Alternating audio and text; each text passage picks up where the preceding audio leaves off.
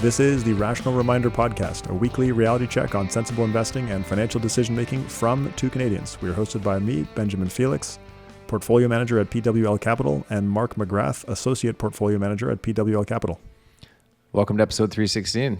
So Cameron is obviously not here today. So Ben, good job on the modified intro there. Two Canadians, not three. This is a big thing. Can we just real quick for a second pause here? And this is your first episode with a guest and the first time you and I are together doing an episode. And without Cameron as well. And I mentioned that to my wife is away right now, but I texted her this morning, like, you're not going to believe this. Like, I'm replacing Cameron today. And I'd still pinch myself over it. It's wild to me after being such a fan and a listener for all these years that, you and I got to interview Andrew Chen today. And yeah, what an episode for you to start on. Oh boy. Like, what a conversation that was. He's obviously brilliant, tons of incredible insight. He's done some amazing research. And I think my mind was blown multiple times through this conversation. Yeah. So Andrew's research, he looks at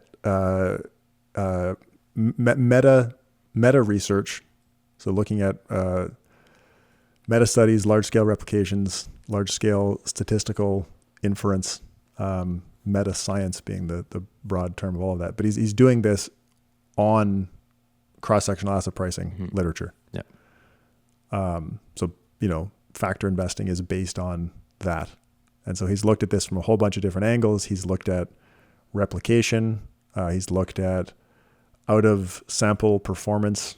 He's looked at whether factor premiums survive transaction costs. Mm-hmm. I'm not going to give away the answer on whether they do or not. You'll have to listen, but all just absolutely fascinating. Mm-hmm. And honestly, turns a lot of stuff that I thought to be true or just held as a belief, kind of turns it on its head. Yeah.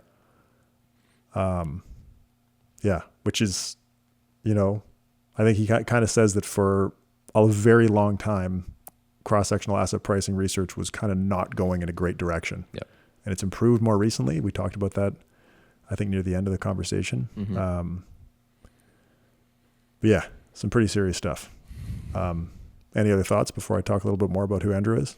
No, just like you said, incredible conversation and really very insightful. And to your point, has me thinking about the topic more and more.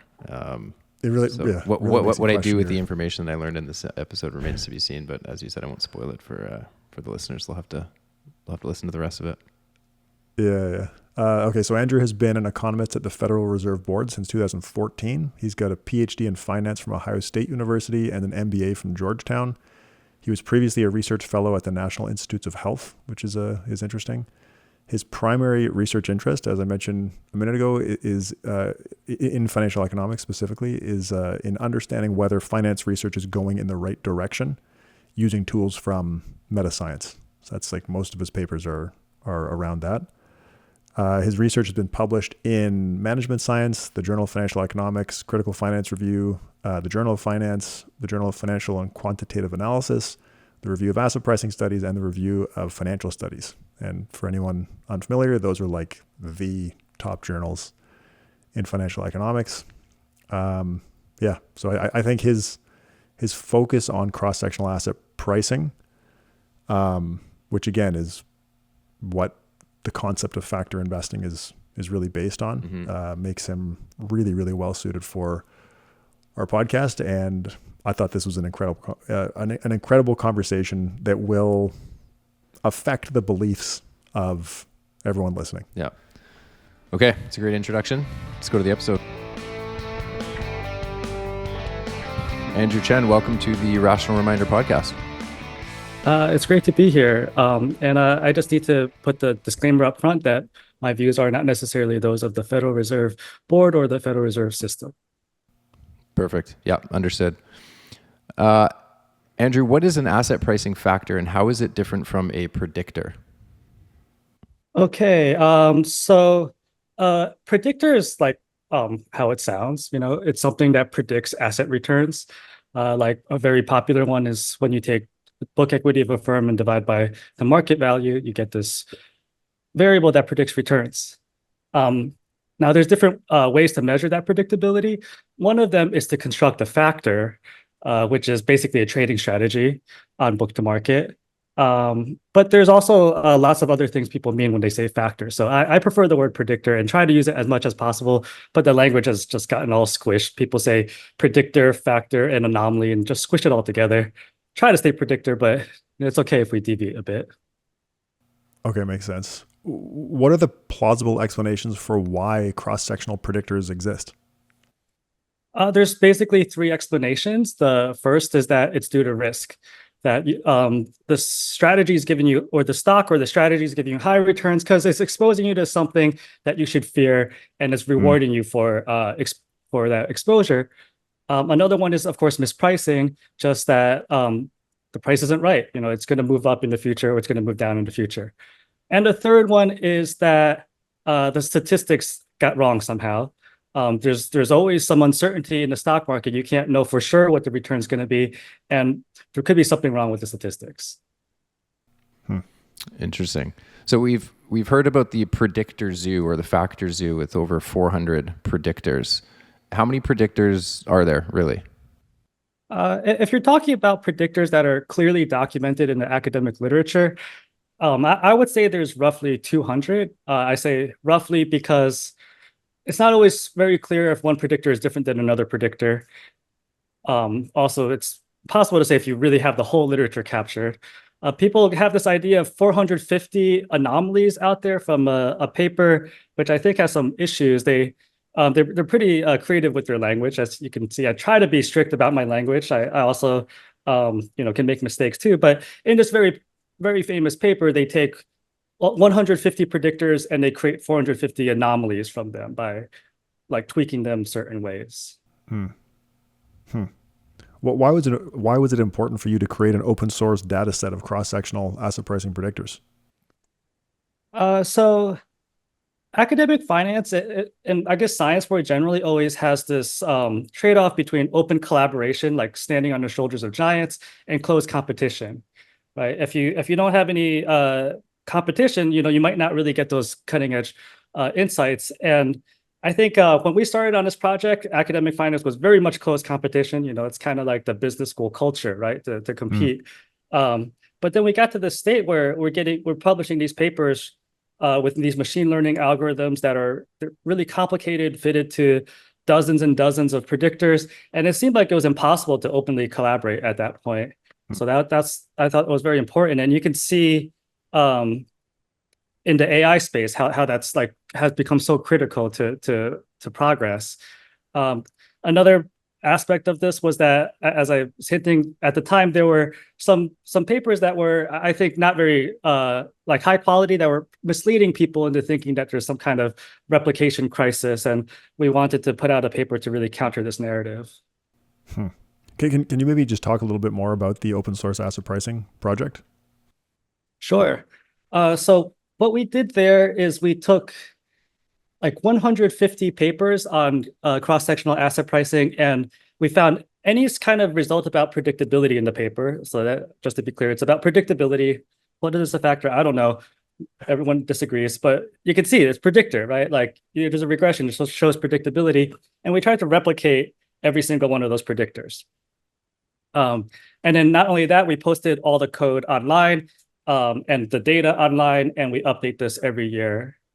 We tried to make it high quality code too. Once you have a project this big, you realize, oh man, you need to write things nicely. We're still, primarily economists and finance researchers. So we don't have the best code, but I think it was a good step up from what people often provide, especially if you go to some, Stanford professor's website, you might not like what you see. I hope ours is a bit better. Great. And how did you choose which predictors to study? So as I alluded to before, there's some papers out there pushing this replication crisis narrative. One is by Ho, Shui, and Zhang. It's published in the Review of Financial Studies. It has a ton of citations. That's the paper where they have 450 anomalies, but there's really only 150 predictors underlying there. And their main result was that they failed to replicate the anomalies. And so we want to clarify that, that's not really what you see if you look closely. So we replicate everything that's in that paper. And then there are other papers simultaneously on this topic. A very important one is by McLean and Pontiff. I don't know how much you guys are into these names, but this is a very important paper that documents how predictability decays out of sample. Like if you read some numbers in the paper, it tells you that, well, you got to divide by 2 in the future if you're looking forward. So we want to replicate everything in there too. And we got that pretty much done. And then there is another meta study that they didn't actually replicate anything. So this was more challenging. Like they had a lot of stuff that was very, very difficult to deal with. And we still tried to replicate everything that's in there. And ultimately, we got this list of 300 variables that may or may not predict returns, but they were discussed in these previous meta studies. We wanted to be comprehensive, cover all that. So how many of those were you actually able to reproduce?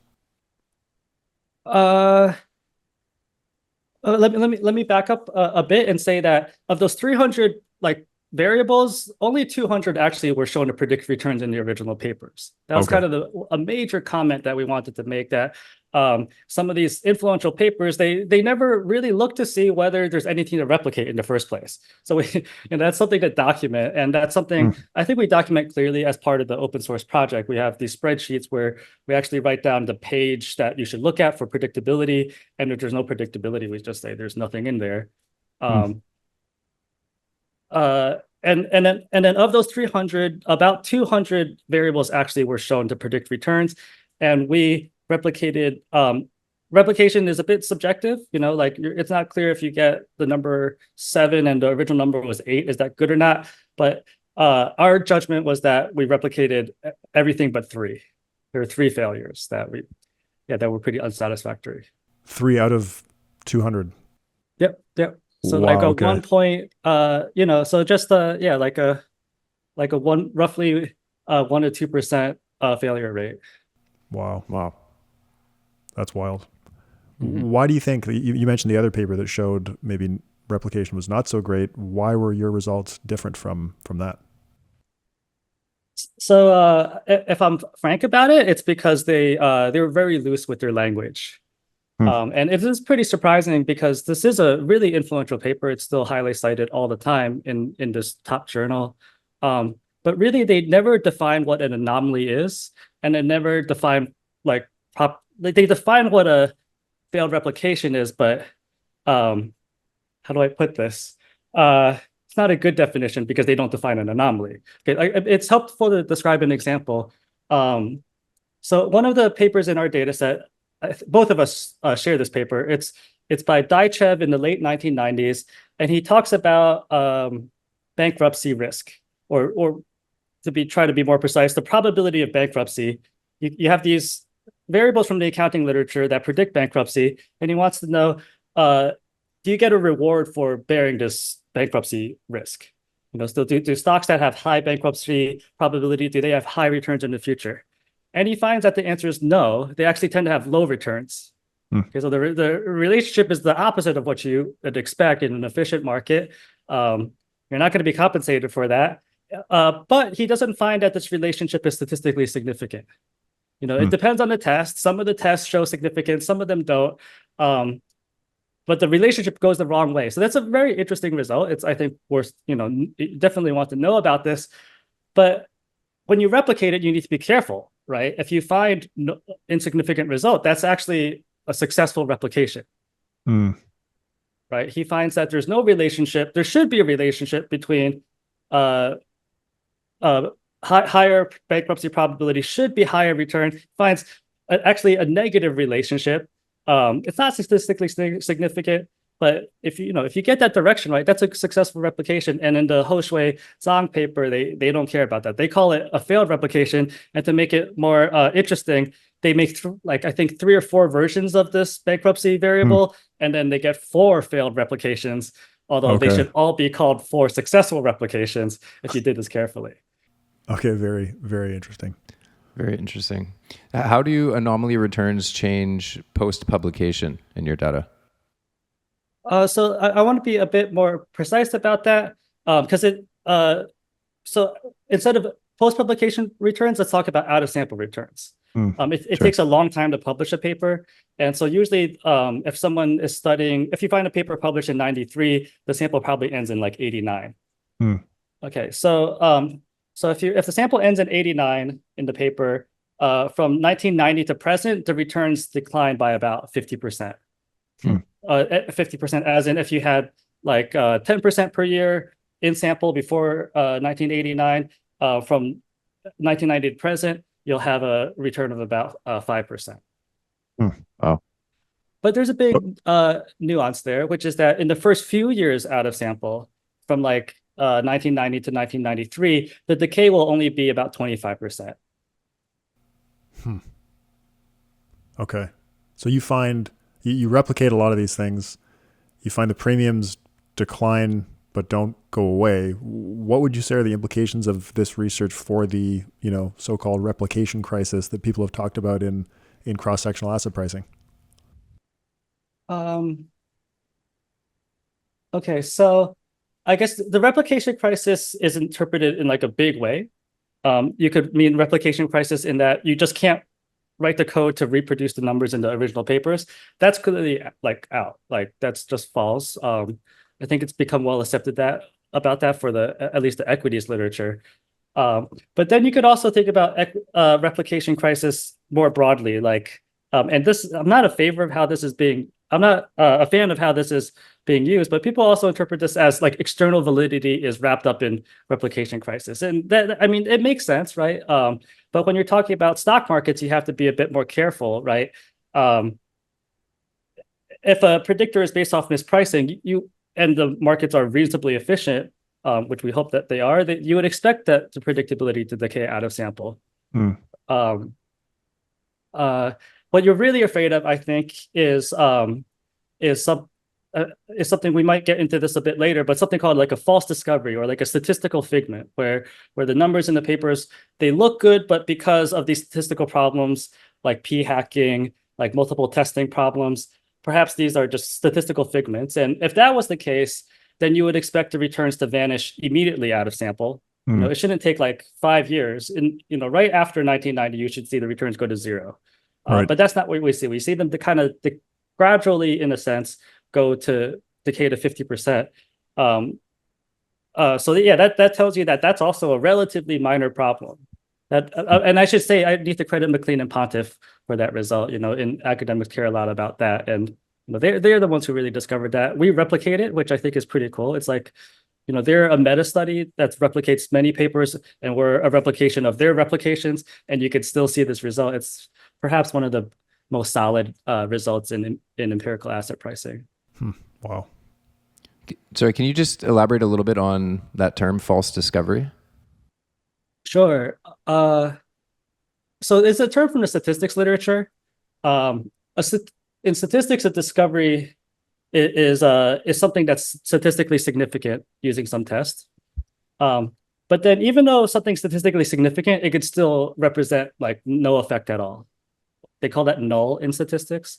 But traditionally in asset pricing, that would mean the true alpha or the true expected return is just zero. And so a false discovery is when you have a statistically significant result, the statistics look good, but the actual underlying effect is zero. There's actually no alpha there. It's just a false positive. How large is the false discovery rate in cross-sectional asset pricing research? So I think you could reliably say, this is just a statistical concept, so there's caveats, but like what the numbers say is that the false discovery rate is less than 10%. So it's actually quite small. Why does the false discovery rate that you find differ from other studies? So this is another case where it might be a bit controversial because we're finding, stuff at odds with other people's results, and in also the way that things are at odds is also a bit striking. So the previous paper on this, which is still probably the most well-known paper by Harvey, Liu, and Zhu, also in the Review of Financial Studies, extremely influential paper. Basically, they conflate false. They conflate insignificant with false. Okay, so there's a difference between insignificant and false. You know that just because you have a negative COVID test, you could still actually have COVID, right? You could have a false negative. So there's a distinction between what the statistics show you and the underlying truth. And like a fundamental part of statistics is that there's uncertainty. If there's no uncertainty, there's no need to do statistics. That just be like, I'm not sure, like history or something. Yeah, so if you equate false and insignificant, then you're ignoring this uncertainty. Man. So that's something that like they just didn't think about, and then you did and put it into your research? So I can't get into the heads of what those authors, what Harvey, Liu, and Zhu were thinking. I think the rhetoric actually just got too strong. Another thing in the paper, which is probably more striking than equating false and insignificant, is they equate many with most. So you actually have to dig very deep into the paper to understand any of this. So it took a long time for even me to understand, as someone who specializes in this. All these papers we've been talking about, they're dozens of pages long. And it's not until you get to page like 26 or something like that of the Harvey, Liu, and Zhu paper that you really see how did they get this claim? Like in the abstract, they loudly proclaim most claim research findings in financial economics are likely false. But you have to get to like page 26 of the paper, get through all these statistics to really understand what's going on there. And if you get there, you'll see that they mix up both false and insignificant, and also mix up many with most. So it's pretty incredible. I think it's because of the incentives in people. I'm vulnerable to this and too, and perhaps I've also overstated things before, but there's a big incentive to make big claims in academia. Yeah, I want to keep going on that. Can you talk about how the false discovery rate relates to publication bias and out of sample returns? Sure. Okay, there's a lot in there. Okay, so let's start with publication bias. We haven't talked about that yet. Publication bias is, like I was alluding to, that no one wants to read something that's not interesting. And then no one wants to write something. I mean, people who write for a living want to write things that are uninteresting. So we all get together, look for only the interesting stuff. And sometimes we push it too far, right? Or another way to think about it is it's an inevitable fact that if we're only looking for interesting stuff, some of that stuff will be not interesting. If we're kind of biasing our reading or our writing towards stuff that's interesting, some of it will actually not be there. So that's publication bias. And then how that relates to false discovery rates is you can think of publication as people searching through like thousands of ideas and just reporting like what is really noteworthy in the journals. And that could be thought of as like a multiple hypothesis testing problem. Like traditionally, if you go to your I'm not sure where people learn statistics nowadays, but I don't know, maybe hopefully high school level statistics. Hopefully, you'll say, oh yeah, you have a hypothesis. You construct this test. If the test statistic exceeds some value, then it's significant. But that procedure assumes that you have a single test. But what happens if you have many tests and you only talk about the very extreme test, the extreme test in the tail, then that's when you need to use these false discovery rate methods. It's interesting that they're relatively recent in statistics. They didn't really get developed until the late 90s. Wow. Interesting. So switching gears a little bit, how much of an effect do transaction costs have on factor expected returns? That's a very important thing to bring up, because like I'm kind of emphasizing false discovery rates and this publication bias I've been talking about are really statistical concepts, at least the way I've been using them. So the statistics are only as good as the ingredients you put in, or they only reflect the economics that you put into it. And the economics that we've been talking about, perhaps surprisingly, they don't account for transaction costs at all. So I don't want to go on too long, like too much of a tangent about this, but there's perhaps a good reason for that. Like no one agrees on how to measure transaction costs. So if someone puts in some number, someone's going to want to take it out and put in their own number. So in a way, it makes sense for the academics to just focus on gross returns.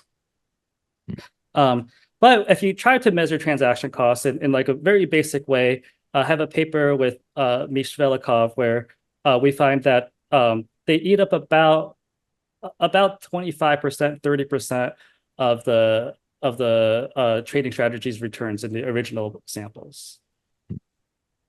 Wow, that's a lot, right? When you think also about the out of sample performance declining, that's like, is that eating like all the out of sample performance? Well, so I mean, it's a good question if that's a lot. If you know the literature, you know that people they have these kind of equal weighted trading strategies. They weight every stock equally, no matter how illiquid it is. Right. And so then my intuition was like, 25%, 30%, that's about right of what you would have in sample. But I think, Ben, you're alluding to this fact that we find in this paper that that out of sample, the returns are basically completely gone after trading cost. Right. Like I mentioned that in the like people find that out of sample the returns decline by 50%, but that ignores transaction costs. And then if you account for transaction costs in the recent period from like 2005 to the present, that even the best of these anomalies or predictors earns nothing in this very baseline transaction cost case. Wow. So on the transaction costs though, are those like sort of worst case transaction costs, or are you using cost mitigation techniques that a real asset manager might use? No, they're not worst case. We are using some transaction cost mitigation techniques. Like we look to see if we can modify the strategy to eliminate these tiny stocks, or we can try to tilt towards the large stocks. And we also try to rebalance less frequently. We also try to rebalance only when the signal really tells us to rebalance. And yeah, after you do all of that, you get that 25% decline in sample, and then out of sample, the returns are gone. But I mean, there are definitely caveats on this. Like I mentioned, people argue about how to measure transaction costs. Ours cost is the effective bid-ask spread, which kind of you can think of as assuming like aggressive market orders for a small trader who doesn't have price impact. And we're ignoring short sale costs. There's a recent paper that says that just a short sale cost will eliminate these anomalies altogether. But at the same time, it's you could get messier than this. If the real way to think about these predictors is in combination. And in fact, there's an economics of this that transaction costs are actually, in a sense, lower if you use more predictors at the same time. Because if one predictor is telling you need to make a trade, if you only have one predictor, then you kind of have to eat the cost. But if you have two predictors, the other predictor may tell you that you can offset it and you don't have to make the trade. So I've been talking about these predictors in isolation. And there's some recent studies that find that even net of transaction costs, if you can combine predictors, you can still get some returns. Wow, that's really interesting. I hadn't thought about that the combination of predictors can actually reduce trading costs. What are the problems with estimating factor expected returns using historical data? So of course, everyone knows that past performance doesn't necessarily reflect future performance. But I think one thing that it's kind of coming out of the anomalies literature is that the markets get more efficient over time. And so if you're looking at stuff that's performance in the past, then it's likely to be not just that it's not necessarily reflective of the future, but probably overstates performance because of these market efficiency changes, technological changes. As an example, a lot of this data, like I'll keep on using this 1990 sample end date because like Fama French 1993 or 1992, there's these very influential papers at that time. And, they're using data from 1963 to 1990 or 1989. And, you think like, how would you trade on book to market in that time? You'd have to, for a lot of people, you'd have to get these accounting statements in the mail and write everything down and make a ton of phone calls. And it's a completely different world now. Now it could take a microsecond, right, to do that once you get the data. So that's the big problem. Think about the era that your data reflects, and if that era, like, how do you need to take a haircut off of that because of the new era of technology? How did factor performance change after 2005? So yeah, that's like I was alluding to. Like so around 2005 is well, let me just state the empirical fact first before I speculate or try to give my view on what it is. The fact is that from a lot of studies, you see these anomaly returns or predictor returns or factor returns. They all decay. There's like a kink around the mid 2000s. It's pretty cool that you see this across many studies. And the hypothesis that I prefer is that that was when the internet took off, when IT took off. Okay. Now thinking back when I was an MBA student, and how even then, still kind of growing. Like it could be somewhat difficult to get an annual report and like digest it. You'd have to like go through a little bit of hurdles. Now, now it's just all now like AI will read these things. Yeah, so 2005, I think is 2005. There's a competing hypothesis though, which is that this was also the time when a lot of these anomaly papers were published. If you look at the publication dates in the open source data set that we have, that's one of the things we provide is all this documentation, every predictor, what table to look for predictability, sample dates. You could plot the distribution of publication years, and there's a big peak in the mid 2000s. And so that's this competing hypothesis. Yeah, interesting. So the empirical fact is that after 2005, there's kind of a kink where factor performance decreases, and it could be because markets got more efficient. Is that the argument with just easier access to information? Or, I mean, I guess the publication thing could also be related to market efficiency. But in either case, yeah. Ultimately, yes, I think ultimately it's market efficiency. But was it the tech? Maybe this is just academic, but was it technology that improvements in IT that made markets more efficient, or was it the professors writing their papers that made things more efficient? Maybe because I'm not really a professor, I think the IT is more powerful, but I think people disagree on that. Okay, so if you take, like we talked about transaction costs, we talked about the stale data idea. If you take those two things together, how much of a combined effect does that have on factor expected returns? So the two effects you're talking about are transaction costs and the post 2005 decay, right? Yeah. Yeah. Then after that, it's pretty much gone. The returns are pretty much gone for individual anomalies using our baseline effective bid-ask all of them costs. Even the best one. So okay, so there's a big there's an important thing to do here, which is if you look 2005 to now, of course there's going to be some things that got lucky. Right, yeah. Like there's noise in markets, and so you have to adjust for that luck. If you just take the best stuff that worked in the past, some part of that's due to luck, and then we have these multiple testing methods, these statistical methods that adjust for this luck. And once you adjust for the luck, then you shrink the returns. You could call it shrinkage. Basically, the returns are just very close to zero. I think. I mean, they're not exactly zero, and I say effectively zero because we're ignoring short sale costs, we ignore price impact, and I want to be kind of qualitative with this because, like I keep saying, everyone disagrees on how to measure transaction costs. But yeah, of course, you'll get some things that are lucky. But then if it's kind of cool if you plot the distribution of returns there, and you compare that to a simulation where there's actually no real predictability, they look exactly the same. Or not exactly, they look very similar. Like the simulation of nothing there, like luck will get you what we see in this paper with Vishvelikov. Wow. So in your research, which factor or factor combinations had the strongest investable expected returns? So as I was kind of saying, once you account for trading costs and you account for like just modern era of technology, nothing really does much. Wow. There's some stuff in the tails, but you want to shrink that towards zero. It's actually funny. The paper was published a few years ago, and one of the things that sticks out in the tails doesn't work anymore just a few years after that, because there's luck.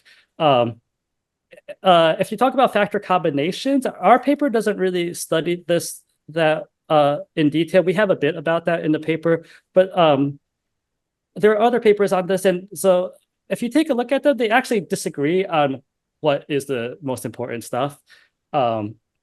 like there's a Jensen Kelly Peterson paper that I think finds that quality kind of factors are the most, or predictors are the most important. But then if you look at the new paper, or if I'm thinking about, this is the older paper, but if you look at this paper by Victor de Miguel and others, they find that investment is the most important. So I think it really depends. And in my view, like it's not really the best way to think about this, right? It seems like the big picture from this literature is that none of these predictors are actually super special. They all kind of decay out of sample. It's really, they're all just kind of these mispricings that get corrected. And so what you really want to think about is like the method, like the meta method for collecting these predictors and for combining them, and for eliminating them once they get stale. So you just kind of told us that factor premiums are zero after costs. What are the implications of this research for investors pursuing higher expected returns through factor tilts? Yeah, I guess it's not going to be very fruitful, I suppose. You're gonna have to do something. You're gonna have to work harder. It's not gonna. You can't just read this old paper and implement it. I mean, you could try to avoid the transaction cost we measure. You have to be really good at placing your orders, really optimize. Yeah, but I don't think there could be a reason why these predictors, like we talked about at the very beginning, if it's not mispricing and it's due to some kind of fundamental thing that's not going to be corrected, and you don't mind bearing that risk, then that would work out. But it doesn't seem, it doesn't seem like that's the case. It seems like there's nothing really special in this zoo. That's I mean, this is not the I wouldn't say, I couldn't say this is the consensus from the literature, but this is what I find in my research and when I read papers. There's people want to make things special, but in the end, these are all mispricings that are transient. If you're a practitioner, you gotta get to something new. Yeah, I mean, your finding is kind of what you'd expect, I think, in an efficient market. If they're mispricing, is that the premiums would decrease up to the point of the transaction costs. Mm-hmm. I mean, the complication is that this is kind of like the adaptive market hypothesis, if you've heard of this concept from Andrew Lo, which I think is, it's an influential concept, but I think it doesn't get enough credit. The classical idea of efficiency is the market's efficient all the time. And so I think that's how, in my view, that's how these predictors became factors. Is like in 1980, Dennis Statman finds that book to market predicts returns, and the efficient market view is like that shouldn't exist, right? And so 13 years later, Fama and French repackaged that. They're like, oh, if we have this book to market factor, we could explain the book to market predictor, which is kind of sounds circular at least. But in the end, the book to market factor is not really, doesn't seem to be super special. It's I've been talking about the anomalies as a whole, and how they decay, and book to market it's in the middle of the pack. So what about peer reviewed factors with strong theoretical underpinnings? How do those perform relative to like a naively data mined factor or predictor? So this is this touches on this recent paper by myself and Alejandro Lopez Lira and Tom Zimmerman. So the short answer is that this, even the stuff with the strongest theoretical underpinning, stuff with like these fancy equilibrium models, they don't do any different or any better than, I mean, yeah, they might do something different. They perhaps do worse than the stuff without a strong justification. That's kind of a disturbing result. We find no difference. We look through all the papers and we categorize their theoretical underpinnings. Are they like a mispricing idea or a risk idea, and we also look at their modeling. Do they just wave their hands and say, oh, this should predict returns, or do they write down like a toy model, or do they have like these like quantitative equilibrium models that are like calibrated to capture key moments of the US economy? These are like this holy grail that people in my world want to create. My dissertation was actually one of these really fancy models of the value premium.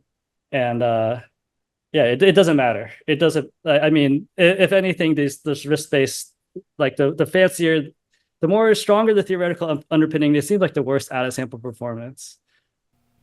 That's wild. What about, so strong theoretical underpinning, what about the risk-based specifically explanation?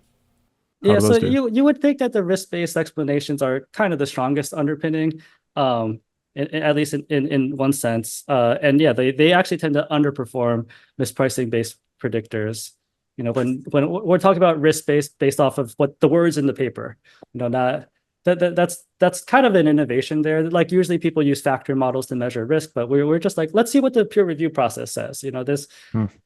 Like all these sentences, they're not just the view of the author. These sentences in the papers, they have to get through referees and editors, and it's such a thing to get through that process. It's if I could describe to you the sweat and toil and the brain power that goes into these things. I thought that there would be something there, but there really isn't. Yeah, actually, I think I should be more explicit. One thing we do in this paper is we also compare these peer-reviewed trading strategies to what would happen if you just mine accounting ratios instead. If you just so I keep going back to this example of 1963 to 1989 data, and so you find book to market predicts returns using that sample. What happens if instead you use that same sample, you're kind of living in 1989, and you just take one accounting variable and divide by another one, and then keep repeating that until you search through thousands of accounting variables, and you construct this trading strategy that has a t-set bigger than 2, is that statistically significant? You would get almost the same returns as from trading off stuff that's published in the literature. So one of the responses we get to that is this hypothesis that the publication process really matters, and so when people publish these ideas, then the returns get traded away, and so that's not really fair. It's to say that to compare data mining, which not necessarily people know about, to publish stuff that people do know about. But as I mentioned before, the publication dates are all around 2000, so it's all mixed up with this technology story. Wow. I think I remember reading, I think you wrote a tweet about that, the data mining, the accounting ratios, maybe last year or a while back. And I remember, I follow you on Twitter, and I remember reading that, being quite concerned, of course. It's very fascinating. Yeah. It's really weird. Yeah. I mean, it's something that makes me slightly emotional. So much work goes into these things, and people, I think partly what's happening here, it's not something that's I can publish. It's not an idea I can publish. It's not scientific proven, but people love these theories so much, and that biases them towards wanting to make these theories. Some of these equilibrium models, these fancy models, they're beautiful. To me, they're works of art. And so you want them to be true, and that's why I think the literature gets kind of biased towards publishing these things. But so you think that they'd have some incremental impact, after how hard it is to run these things. I used to wake up in the middle of the night to make sure that my software for calculating the equilibrium is converging, because it would take to solve these heterogeneous firm models with with time varying risk premiums, to model the value premium. It could take days for the computer to solve it if you don't have a fancy computer. And yeah, in the end, I wonder. Yeah, I think it has not been the right track. Wow. So you talked about some of these biases in the publication process. What do you think this tells us about the academic peer review process in general? So I think this is where I want to be very cautious, because I don't want to extrapolate. I think now that we have LLMs, everyone kind of gets a sense of what happens if you extrapolate. If you ask an LLM something that's really in its data set, it'll get it right. If you need a gin and tonic recipe, it's going to be in there. But if you're going to make up some kind of weird cocktail, you have no idea what it'll hallucinate, because that's outside of its training data. So, what we could say about the cross-sectional asset pricing literature as it was done in the 1980s to 2015 or so, is then you could trust the numbers. That's what the replication open source paper shows. If you read a number, you could trust that that's probably the right number.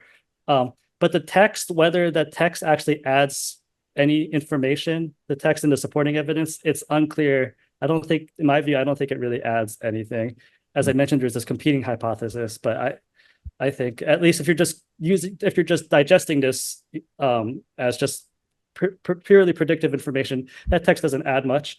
But I want to add the big caveat that even though just about the numbers being right, like the open source asset pricing project was really about equities. I mean, it really should be cross-sectional stock return predictability data set. I'm not sure if you've heard about this, but there's been recent kind of scandals or crises.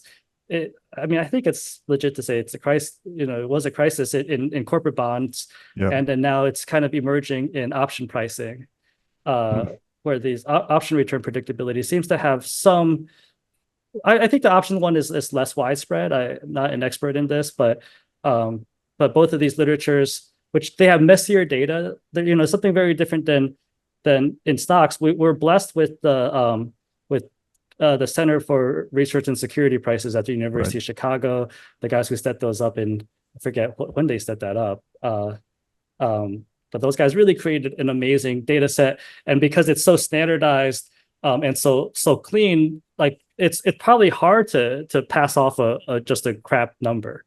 But that corporate bond data, I'm not sure if is kind of a mess. Just the very nature of corporate bond trading is so much messier. So it's perhaps you don't necessarily want to extrapolate what I'm saying to other fields and also to the future. I think hopefully my research with I need to credit Tom Zimmerman with working on with me on this for the replication and the false discovery rate stuff. Like hopefully people will read our stuff and learn from it. So you mentioned that the text in the peer-reviewed literature maybe doesn't add much.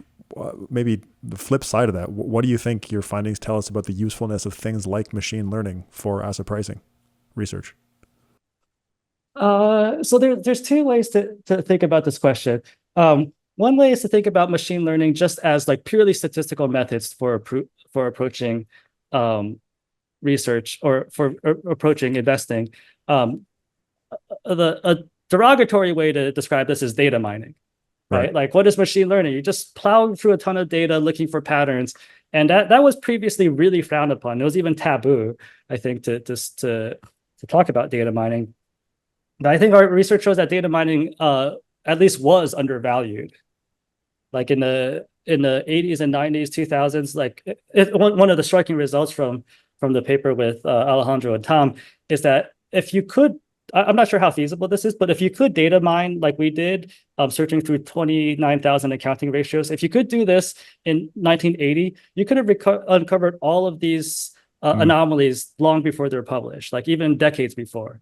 So if you just look for the stuff with the strongest predictability in 1980, you'll find investment. So the investment anomaly wasn't published until at least 2004, so like 24 years in advance of that. You'll also find external financing anomalies. You'll find accruals anomaly, inventory investment anomaly. You'll find also the earnings surprise anomaly. So it was clearly undervalued then. If you're talking about machine learning research going forward, I think the logic of what we see with markets getting more efficient over time means that machine learning that works now will probably not work later, right? And then you'll always have to try to stay one step ahead. That's the same for the peer-reviewed research, though, right? Like machine learning is no better or worse than peer-reviewed academic research for that purpose. Oh, I see. So I think you're saying, like, suppose instead of reading what kind of machine learning people like academics are doing in the journals, like there's probably in every issue of the journal or every other issue of the RFS or Journal of Finance, you'll find some machine learning paper in there. I think you're suggesting if you just did the machine learning yourself, would you do just as well? No. I'm saying like you mentioned that if markets are efficient, machine learning won't necessarily give you an edge in markets. But that's not the same is true for the academic literature. like we talked about earlier. Oh, I see. I see. Right. I mean, to be clear, I think you'll get an edge. I think it'll be fleeting, right? Like depends how Okay, well you okay. can do it, you know. And similarly with the academic literature, if you follow up on it very quickly, uh, you'll get some results. But it seems like the market Okay. is adaptive. Maybe the market gets more and more adaptive, you know, like Hmm. I'm painting things with a very broad brush.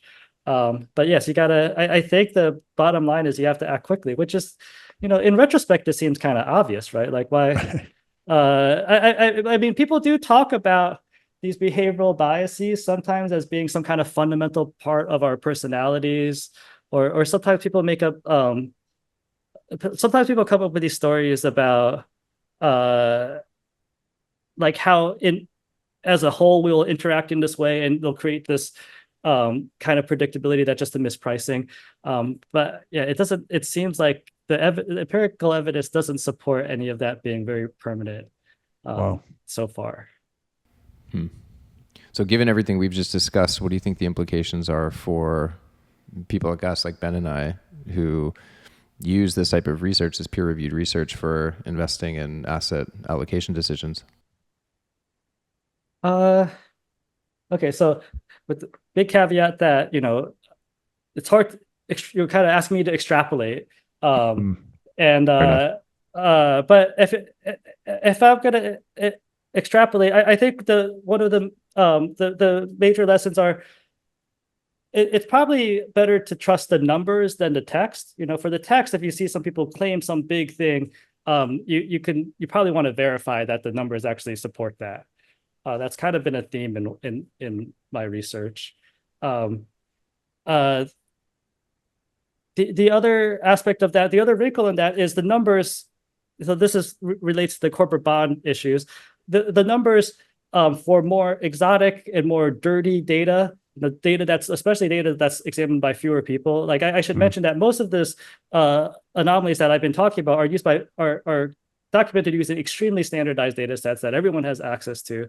But if you have these kind of dirty or more exotic data sets, then you might want to check it and be skeptical of it. But I mean, my research doesn't touch directly on that. It's just saying like that's kind of a boundary. And then like the last thing is, as we keep talking about, you have to act quickly, right? Hmm. Don't expect it to persist. Even if someone says, oh, this is a new risk factor, they write down a fancy equilibrium model to say like, oh, there's a reason why this should exist and it should continue to exist. I would be I think I would be skeptical of that still. Hmm. Hopefully the profession will get to writing ideas that are you know, more grounded and more real, you know, more reflecting the real world. Um, but yeah, I we'll have to see. So what about the extreme case? How plausible is it that all asset pricing factors are just data mined? Uh, okay, so I want to be also keep trying to be cautious here. Data mining has like this negative connotation, right? And then the data mining is something that you could do as an individual or you could do as a profession. Okay, Hmm. I think for the most part people are not sitting around like just searching through CompuStat for statistical significance and writing a Right. paper about that. I think for the most part that's not happening. I think it's so taboo, like I mentioned. Um, but as a collective, all these professors trying to publish papers, it could just turn out to look that way. You know, like this guy looks in this corner of the data, this guy looks in that corner, and as a whole, as a community, we're doing that. And there's nothing Right. negative about that, in my opinion. Um, but what's I guess negative is that you'd think that all the economics that we learn, all these ideas we learn to get a PhD, you know, like it's you need to have some pretty deep understanding of economics to get through there. You would think that human understanding would add something beyond just data mining, and unfortunately, for cross-sectional stock return predictability, as it was practiced from like 1980 to 2015, that doesn't seem to be the case. So it was a long-winded answer, but yeah, Well, basically, it's kind of plausible. That's a good answer. So based on all your research on this, how would you describe the current state of cross-sectional asset pricing? Like, is it still useful? Is it productive? You know, cross-sectional asset pricing has evolved a lot. I think the one reason why I've been critical of this Harvey, Liu, and Zhu paper for confusing false and insignificant and conflating many and most. But that paper really did. I think one reason why the paper is popular is it picked up like a feeling that something was wrong with the literature, which I think is more. I want to be humble and say, the paper's not published yet, and we could make errors too. But I think my paper with Alejandro and Tom, we more clearly show that there's something really wrong here. That we should add value beyond data mining. The data mining can work too. Just to be clear, we should add value beyond it. And I think after Harvey, Liu, and Zhu, which was published in 2016, I think the literature has tried to move beyond this. Beyond this kind of like, oh, here's one predictor, let's make up a story around it and publish it. It's changed a lot. I don't know where it's going. I think it's promising to see there's so much machine learning being done in the literature, but I think like I was saying before, I would be skeptical of the claims. Like a lot of times I feel like when the numbers are right, like I could replicate the numbers, but sometimes the statements are too strong. Like a lot of times a simple OLS does just as well as like random forest. Sometimes random forest is even worse than OLS, but it won't be like portrayed this way, right? Because then there'd be less to talk about. So I guess it's kind of like cautiously optimistic, I would say. I think the literature is moving, it's changing. But I'm still wary of text. There's just something that I hope it's rational. We all have like behavioral biases, but I've become more skeptical of the text. No kidding. Jeez, crazy, crazy to think about it. Like I mean, shatters so much of what the idea of factor investing kind of rests on. A lot of beliefs about some story. People use different stories to justify whatever their investment strategy is, but they all rest on some story. And you're kind of saying that the stories are not super relevant. I mean, I don't know what kind of stories people have in industry, right? Like it's true that if you really have a brilliant idea, you're not going to run around sharing it. I mean, although getting a publication in Journal of Finance does guarantee you a pretty nice life, so there's also incentives to do that too.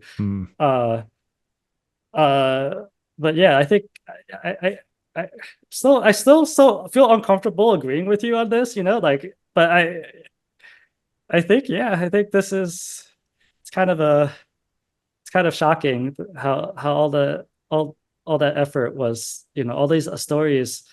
All this economics, it's not just stories, right? Stories makes it sound pejorative. Like but I like this term that John Cochran has. He calls it economic parables. So these should be like real descriptions of the economy that are clean, that have a kind of a message to them. We make too many of them. In the big picture, we've been talking this whole time about the adaptive markets hypothesis parable, right? That there's this tendency for markets to be efficient. If there's predictability, people will buy the underpriced stocks, sell the overpriced one, and trade it away. This is a parable, and that is, I think, like an overwhelmingly powerful parable that's still underappreciated. But yeah, there's so many, we make a lot of parables, and maybe a lot of these underlying the factors are not so helpful. Man, incredible. All right, our final question for you, Andrew. How do you define success in your own life? What I try to do every once in a while is try to think about what it'll feel like to be at the end of my life, and to be looking back on my life, and to just want to be happy about what I've done. It's a great answer. That's a great answer. I do the same thing. All right, Andrew, this has been a fantastic conversation. We really appreciate you coming on the podcast. Thanks. It was a pleasure to be here. I think you guys have a great program, and I love how you get research out to the public. So happy to contribute. Awesome. Thanks, Andrew.